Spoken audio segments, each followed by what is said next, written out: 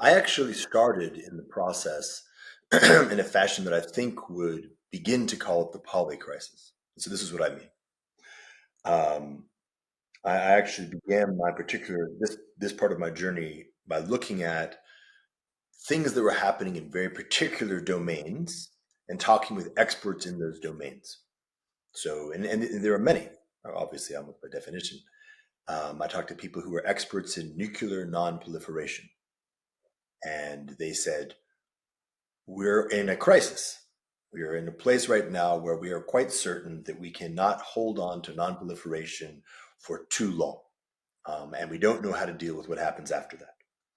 I talked to people who were world experts in studying the consequences of estrogen concentration in freshwater environments, particularly in the Northern Hemisphere, and the consequences on amphibian reproductive systems. It's a very narrow domain, but they said, we're in a crisis. The situation is novel, intense, and we don't know how to deal with it. Right? So finance, testosterone, collapsing testosterone levels. Right? So the point is kind of a micro level examination of a variety of different, apparently non-connected domains showed that there was a poly crisis. Okay. So then the question is, start pulling at the thread. Okay, what are the underlying causes of this particular crisis?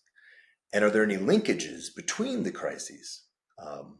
One very early discovery was there are certainly linkages in the context of systemic entanglement and systemic fragility.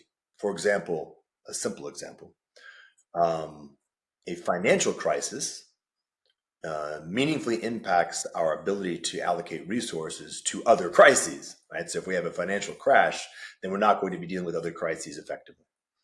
An immigration crisis will naturally spill over into economic and terrorism and all, fill in the blank. So there's clear entanglement between the crises.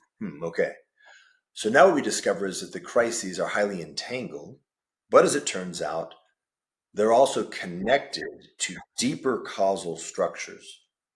They're connected in a way that is what we call a generator function, or the generators of the crises are actually happening at a level that is not the crisis itself. So we look at the particular crisis, picking the ones I've named.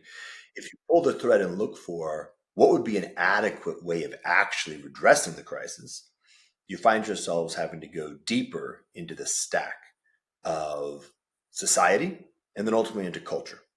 And so this is how you get meta. You have to actually extend to a larger context to be able to actually contemplate the crisis properly. And you realize as you do that, there's actually a crisis at the larger context. Oh, so extend to a larger context. Oh, there's a crisis at the larger context.